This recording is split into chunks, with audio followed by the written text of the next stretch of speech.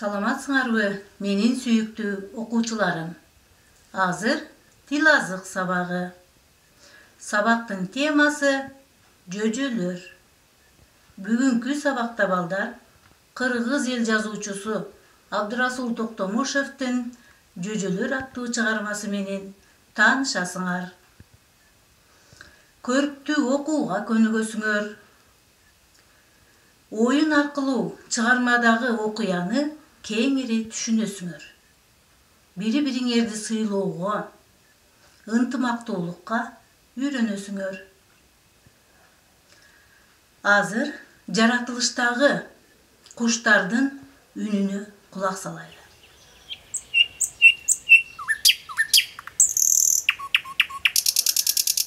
Бул кайсы канаттуунун үнү? Азаматсыңар, бул булбулдун үнү. Балдар, биз өткөн сабакта арыстан менен коён деген кыргыз эл жомогун өткөнбүз. Тапшырма чыгармадагы каармандарга Вендин диаграммасын түзүү болгон. Экрандагы Вендин диаграммасына көңүл бургула. Демек, арыстан күчтүү, ачуулуу, ишенчек, чоң, коён коркок, байкуш, амалкөй, кичинекей, экөөнө тең тиешелүү болгон белгилери экөө тең жапайы жаныбарлар. Балдар, мен силерге табышмак айтайын. Силер табышмактын жандырмагын тапкыла. Бышырсаң аш болот, бышырбасаң куш болот. Бул эмне? Табышмактын жандырмагы жумуртка. Демек, жумурткадан жөжө чыгат.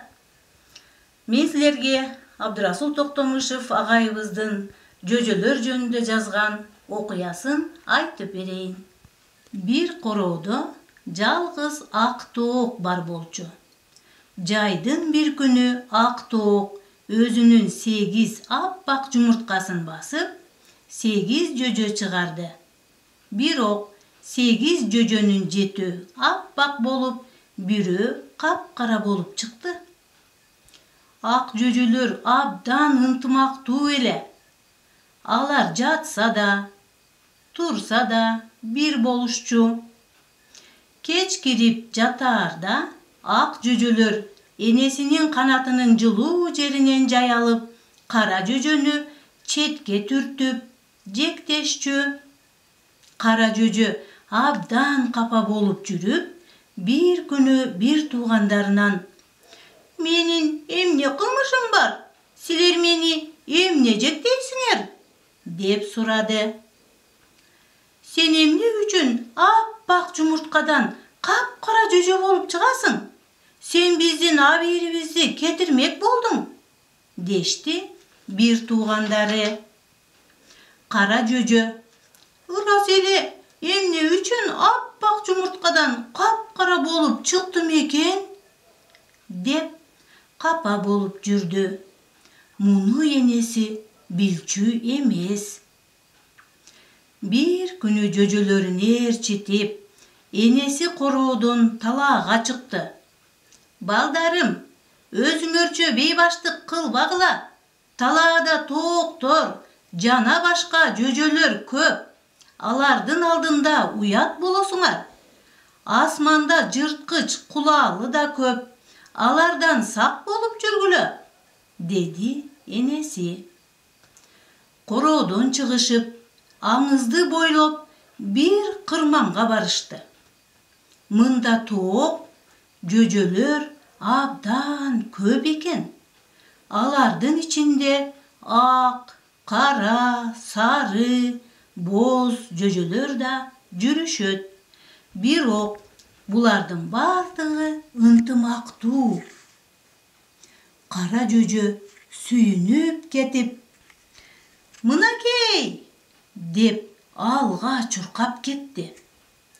Кырмандагы жөжөлөр таң калып: "Ой жөжө, сага эмне болду? Кайдан келе жатасың?" деп сурашты. Кара жөжө энесине: "Энеке, мени бир туугандарым Sizge emne üçün ak jumurtkadan kara bolup çıktığın deşip korduşot. Bular dele ar türdүү turbayбы? Dedi. Баягы жети ак жөжө кырмандагы түрдүү түстөгү жөжө менен тоокторду көрүшүп таң калышты.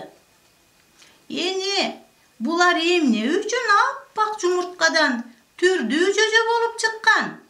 Деп жети ак жөжө энесин тегеректеп калышты. Жумуртканын тышы ак болгону менен анын ичинен ар түрдүү жөжө болуп чыгууга мүмкүн. Силер мени тарткан турбайсыңарбы? Тиги кара жөжө болсо атасын тарткан, деп энеси балдарына айтты. Кара жөжө абдан кубанды. Ал ошондон бери ак жөжөлөр менен тең даражада болду.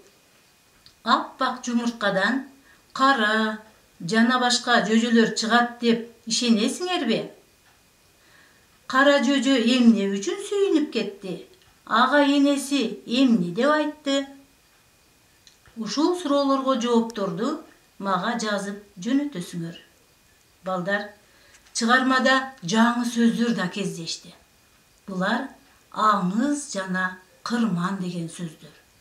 Аңыз деген бул эгин эгилген тала. Кырман болсо эгин үйүлгөн жер, кампа. Анда эмесе силер менен чогуу акыл ордо оюнун ойнойбуз. Мен силерди оюндун шарты менен тааныштырып кетейин.